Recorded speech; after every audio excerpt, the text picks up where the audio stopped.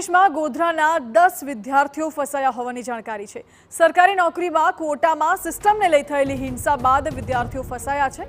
ફાટી નીકળેલી હિંસા બાદ કોલેજો બંધ થતા વિદ્યાર્થીઓ મુશ્કેલીમાં મુકાયા। 10થી વધુ વિદ્યાર્થીઓ ભારત બાંગ્લાદેશની બોર્ડર પર ફસાયેલા છે। ગોધરા સ્થિત પરિવારજનોએ સરકાર પાસે વિદ્યાર્થીઓને પરત ઘરે લાવવા માટે મદદની માંગ કરી છે। ફસાયેલા વિદ્યાર્થીઓને હેમખેમ પરત લાવવામાં આવે તેવી પરિવારજનોની માંગ છે।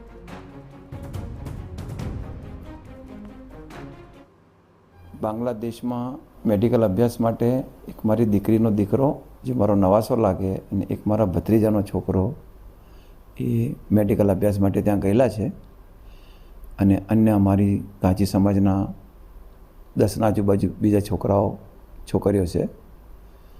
તો મારી સરકારશ્રીને નમ્ર વિનંતી છે કે તાત્કાલિક ધોરણે એમનો જાન ખતરામાં હોય એમને તાત્કાલિક ઇન્ડિયા પાછળ લાવી મારી નમ્ર વિનંતી છે।